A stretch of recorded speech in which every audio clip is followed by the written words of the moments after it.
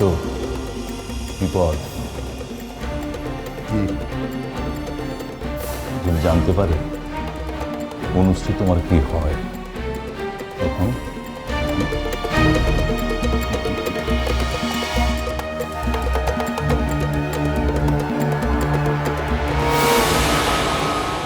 Hi darling. কেন এসেছো তুমি এখানে? কেন এসেছো? কেন? অসুবিধা কি? আমি তো এই অফিসের স্টাফ। আর তাছাড়া আর কিছু না। সামনে আমার কার সাথে?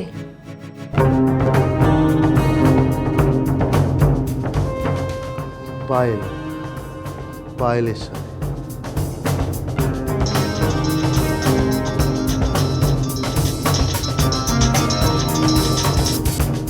হ্যালো, কেমন আছো? এই জানো, আমি না তোমার জন্য একটা সোয়েটার বুনছি। বুঝেছি। তুমি কি করছো? আমি তোমার জন্য ভবিষ্যতের প্ল্যান করছি। ও রিয়েলি? কিরকম? তোমাকে নিয়ে ঠিক কতটা সুখে থাকা যায়। জানো তো, তোমার বৌদিকে খুব ভয় লাগছে। ভয় লাগছে কেন? আর বৌদি মানে কে? টাপুর বৌদি তো? হ্যাঁ। চিন্তা করো না,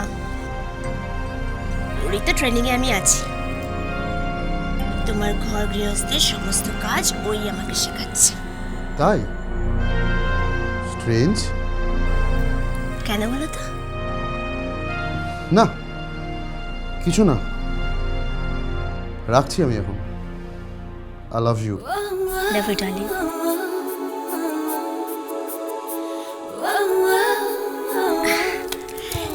এই সোয়েটারটা আমি ওকে পরাবো। With sweetness of fairy tales, we feel it in the starry nights. Every moment and each day, wishing our love sublimes to land of dreamy paradise. Melody and story of a love will survive.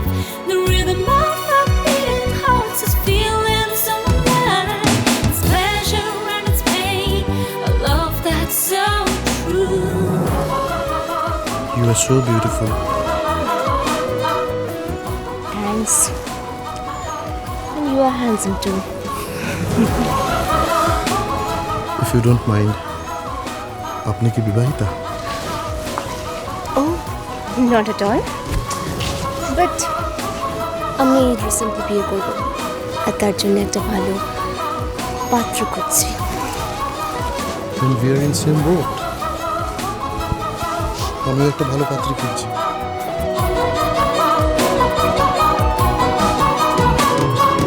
You and I entwined.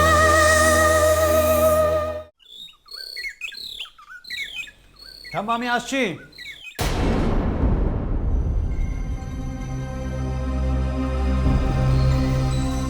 কি আপনি এ বাড়িতে? কেন, এই বাড়িতে আসা কি অন্যায় হয়ে গেছে? না না, তা কেন? আমি জানতাম আপনি এখানে আসবেন। ইনফ্যাক্ট কেন আসবেন সেটাও জানতাম। বলো, কি কারণে? আপনি এসেছেন আমাকে রিকোয়েস্ট করতে, যাতে আমি আপনাদের ওই বাড়ি থেকে উঠিয়ে না দিই, আপনারা যাতে সারা জীবন ওখানে বহাল তবিয়তে থাকতে পারেন। কিন্তু আপনি তো জানেন সেটা সম্ভব নয়। আর তাছাড়া আপনার মেয়েকে বলুন, তার তো নাকি অনেক বড় লোকের বাড়িতে বিয়ে হয়েছে, প্রচুর ক্ষমতা। তাকে বলুন তার বাবা মায়ের মাথা গোঁজার ব্যবস্থা করতে। আমারই খাবেন, আমারই পড়বেন, আবার আমাকেই বড় বড় কথা শোনাবেন। তা কি হয়?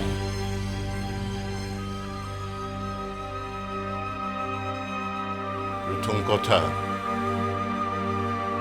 আমার মেয়ে তোমার পয়সায় খায় না। তোমার দেওয়া বাড়িতেও থাকে না, তোমার সঙ্গে তার কোনো সম্পর্ক নেই।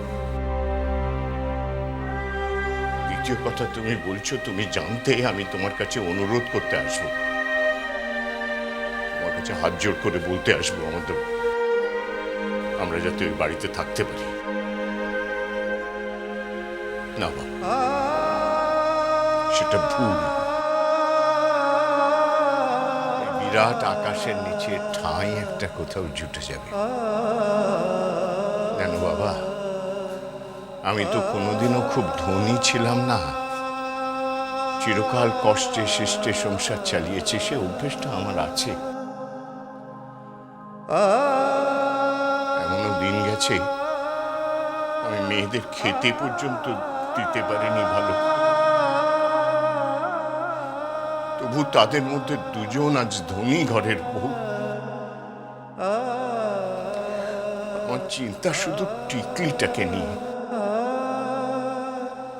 তুমি ভেবো না, আমার যতদিন প্রাণটা আছে আমি ঠিক চালিয়ে নেব। আমি শুধু তোমাকে ধন্যবাদ দিতে এসেছি বাবা, তুমি আমাদের জন্য অনেক করেছ, আমাদের আশ্রয় দিয়েছ, আমার মেয়েটাকে আশ্রয় দিয়েছ, কোনোটাই ভুলিনি, একদম ভুলিনি। আমাদের কৃতজ্ঞতা বোধ আছে। আমি শুধু একটা অনুরোধ করতে এসেছি বাবা, আমরা চলে যাওয়া অবধি আমার মেয়েটাকে বলো না তুমি আমাদের তুলে দিচ্ছ। দীপাবলি পর্যন্ত মেয়েটাকে সুখে থাকতে দাও, তারপর আমার চলে যাওয়ার পর বলো তার বুড়ো বাবা মা চলে গেছে। আমরা কোথায় যাচ্ছি সে ঠিকানাটা পর্যন্ত আমি আর রেখে যাব না। এই কথাগুলো আমায় কেন বলতে এসেছেন? Emotional blackmail? তা নয় বাবা, আমার মনে হলো তুমি বোঝো, ভীষণ বোঝো, মানুষকে বোঝো। আর একটা কথা আমি বিশ্বাস করি, তুমি আমার মেয়েকে খুব ভালোবাসো। দেখুন, জানি এই কথাটা বলা আমার অন্যায়, তবু বললাম।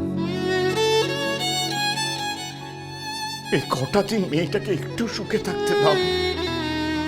আমি কথা দিচ্ছি, কথা মতো আমি ঠিক চলে যাব।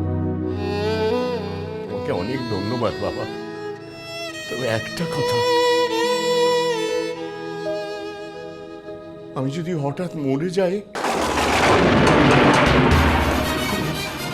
আমার স্ত্রী আর ছোট মেয়েটার কি হবে? না না, তাদের তো আমি ওই দুই মেয়ে শ্বশুর বাড়িতে বোঝা করে রেখে যেতে পারবো না, একদম না। কারণটা কি জানো? ওরা তোমার থেকেও খারাপ। এই জানিস দিদি, আজকে আমি নিজে পোস্ত বেটে রান্না করেছি, তারপর মোচা কেটে রান্না করেছি। ও জানিস, আমি নিজে সোয়েটার বানাতে শিখেছি। পোস্ত রান্না করেছিস, মোচা কেটেছিস, সোয়েটার বানিয়েছিস, কেন রে? বিয়ে হচ্ছে না, এখন তো আমাকে ঘরকন্যার সমস্ত কাজ শিখতেই হবে।